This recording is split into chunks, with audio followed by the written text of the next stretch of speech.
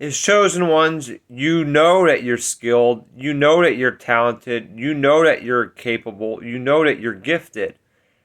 And with all these attributes, you want to find ways to channel them, especially uh, in involving other people and involving interactions. And the best way to do this often is by joining like a club or an organization.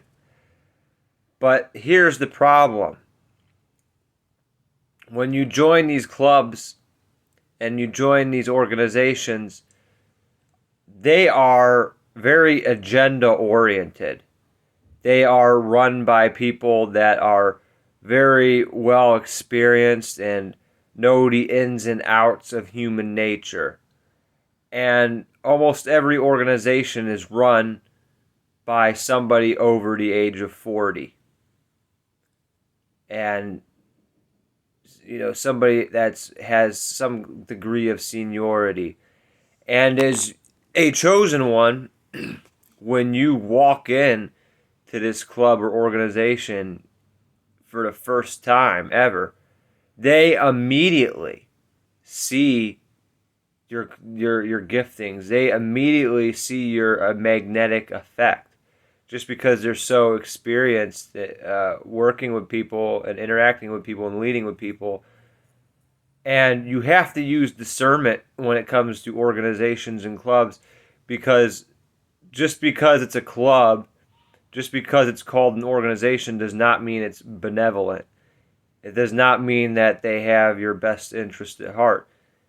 And these leaders or people that run the organization that have a lot of seniority, often they will see you from a mile away, whether you realize it or not, and they will see your potential and they will try to exploit it and take advantage of it. And they will try to use your talent to be able to be a means of expanding or running the organization without you getting anything in return.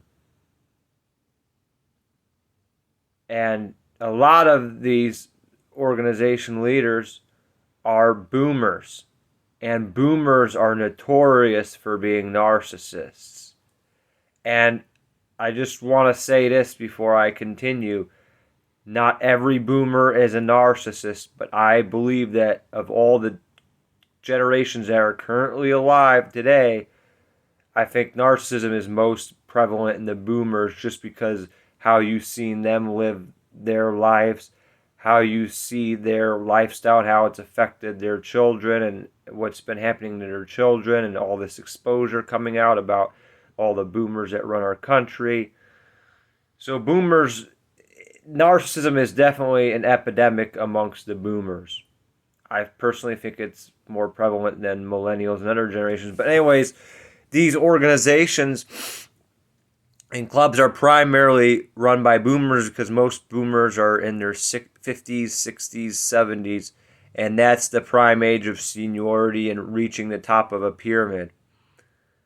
So anytime you want to join a club, anytime you have interest in joining a club or organization, always keep that in mind in the back of your head, especially if they want you to pay a large amount of money to join the club, or you have to sign a contract.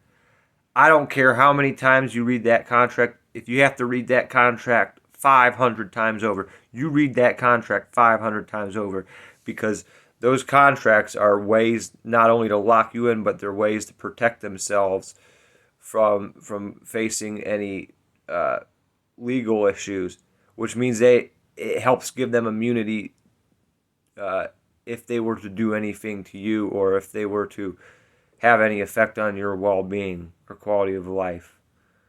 And not to mention, with these clubs and organizations, especially at the top, there there's going to be a lot of manipulation and gaslighting, and a lot of you have probably figured that a lot of you probably figured that out already.